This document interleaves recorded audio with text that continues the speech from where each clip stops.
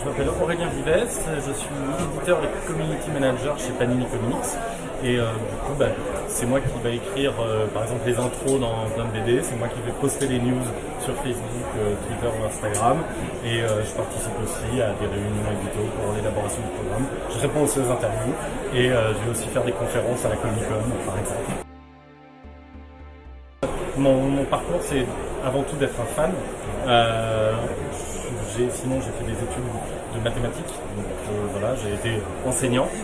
Donc, absolument rien à voir avec l'édition, absolument rien à voir avec les comics. Mais je suis fan de comics depuis que j'ai 10 ans et j'ai quasiment jamais arrêté d'en lire. Et voilà, j'étais sur les forums de Panini Comics et à un moment, ils cherchaient des éditeurs français et je me suis proposé et une chose est rentrée dans l'autre. Voilà.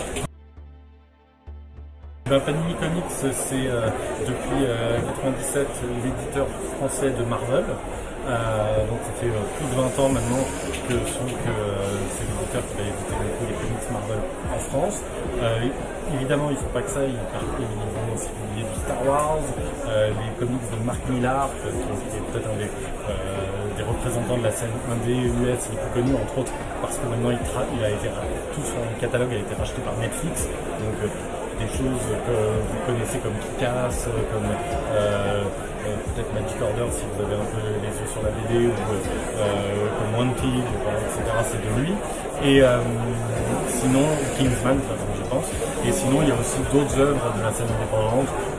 Par exemple, là, on présente No Man No Man ces derniers temps, mais aussi des choses comme du Alan Moore avec Providence ou la Ligue des Gentlemen Extraordinaires. Moi je vois ça vraiment comme quelque chose de positif parce que j'ai pas du tout de snobisme vis-à-vis de ça.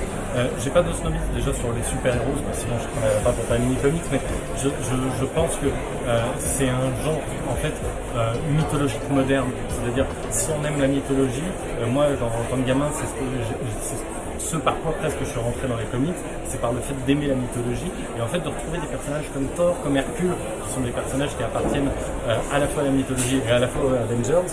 C'est ce qui a été ma porte d'entrée. Et en fait, outre ces personnages mythologiques classiques, un personnage comme Captain America, comme Spider-Man, il représente des quintessences, en fait, des choses mythologiques profondes. Et je pense que c'est ça qui fait que déjà ça plaît. Et du coup, je trouve que le genre super-héroïque, tout en étant très populaire, a quelque chose à dire.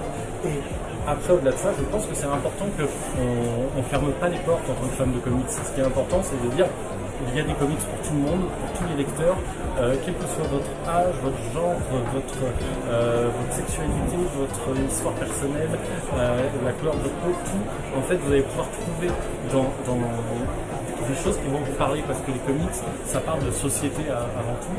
Et du coup, je pense que les nouveaux lecteurs sont toujours les bienvenus. Et s'ils sont nouveaux lecteurs parce qu'ils ont kiffé les films au cinéma, ou même parce qu'ils n'ont pas aimé et qu'ils ont trouvé quelque chose de mieux avec les mêmes personnages, je trouve ça super, moi, personnellement. Alors, je pense qu'un décrochage est toujours possible. On l'a vu par exemple avec des genres cinématographiques comme le western, qui est devenu un peu has-been. Sans porter de jugement sur le western, mais factuellement, il n'y a plus beaucoup de western. Mais après, dans les faits, je pense qu'on voit justement, je parlais de mythologie, et on voit que les comics ont su tout le temps se renouveler dans l'écriture des comics.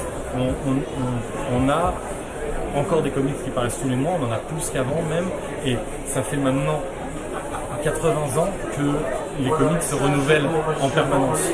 Et vu qu'ils ont réussi à se renouveler en permanence pendant 80 ans, en cinéma, en série, ils vont pouvoir le faire.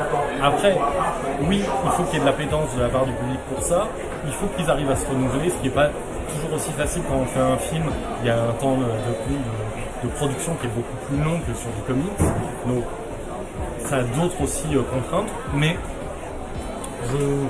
je pense que ouais, c'est possible. On est encore 10 ans d'embellie dans le genre. Il y a tellement de personnages et on le voit, il y a un renouvellement sur les personnages maintenant et sur la manière de raconter les histoires qui fait que oui, on est plus de 10 ans, mais il n'y a pas forcément tant que ça de sentiment de lassitude.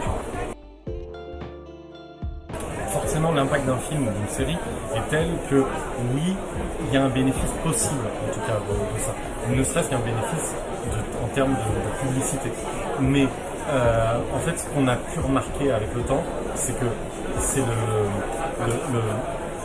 comment le public perçoit le film qui va avoir un effet. C'est-à-dire un film comme Les Gardiens de la Galaxie qui a été très bien perçu globalement, encore une fois, je ne parle pas pour chaque individu, mais un film qui a été globalement bien perçu, en fait on va voir un intérêt qui va se traduire dans les ventes, en tout cas d'une manière notable. Après, quand à l'inverse, un film comme le dernier 4 Fantastiques qui a été globalement mal perçu, encore une fois il y a des gens qui ont aimé, tant mieux pour eux, mais globalement il a été mal perçu, en fait ça n'a pas d'impact sur les ventes. Mais ça n'a pas d'impact négatif. C'est-à-dire que les gens qui aimaient déjà les 4 Fantastiques, d'un coup, ils ne vont pas se dire « Oh, j'ai vu un film nul, j'aime plus ». Non. Par contre, c'est vrai que ceux qui sortent de la salle de cinéma, ils ont moins l'envie de découvrir le personnage de papier. Moi, je suis Panini depuis quelques années. Je suis à Angoulême à peu près depuis le même temps, du coup. Et c'est vrai que c'est un moment que j'anticipe toujours beaucoup parce que c'est vrai que c'est l'occasion de croiser plein de monde, de faire des interviews avec des gens très sympathiques, de rencontrer des fans, de prendre le pouls des avis des lecteurs, de rencontrer des artistes formidables. Donc c'est vrai qu'il y a vraiment un moment, c'est un moment qu'on anticipe. Voilà.